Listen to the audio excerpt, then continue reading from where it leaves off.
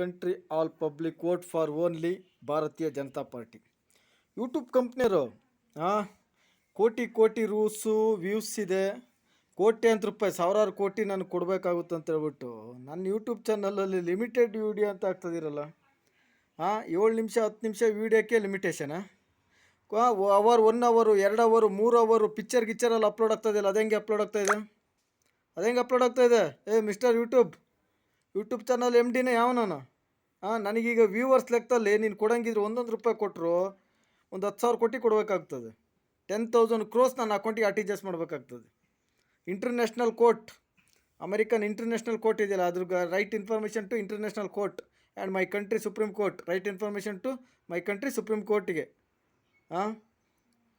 ಈಗ ನಿಮ್ಮದು YouTube channel ಥರನೇ ನಾವು ಒಂದು ಚಾನಲ್ ಮಾಡ್ತೀವಿ, ಸ್ವಂತ ಚಾನಲೇ, ಇಂಡಿಯನ್ ಚಾನಲೇ ಮಾಡೋಣ.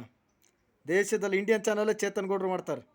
ಯೂಟ್ಯೂಬ್ ಚಾನಲಿಗೆ ಸೆಡ್ ಹೊಡಿಯಂಗೆ ಓನ್ ಚಾನಲ್ಲು ಯೂಟ್ಯೂಬ್ ಚಾನಲ್ಲೇ ಮಾಡ್ತೀನಿ. ಅರ್ಥ ಆಯ್ತಲ್ಲ?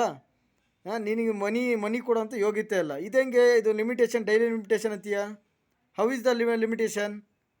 5 ನಿಮಿಷಕ್ಕೆ 7 ನಿಮಿಷಕ್ಕೆ ಲಿಮಿಟೇಷನಾ? ಅಲ್ಲಿ ಅವರ್ಗಟ್ಟಲೆ 1 ಅವರು 2 ಅವರು ಚಾನಲ್ನಲ್ಲಿ ಅಪ್ಲೋಡ್ ಮಾಡಿರ್ತಾರಲ್ಲ, ಅದು ಹೆಂಗೆ ಕೊಡ್ತಾದೀಯ ನೀನು? Bustard, YouTube company owner bustard, ಕೊಡು 1,000 ಕೋಟಿ ನನ್ನ ಅಕೌಂಟಿಗೆ RTGS ಮಾಡು.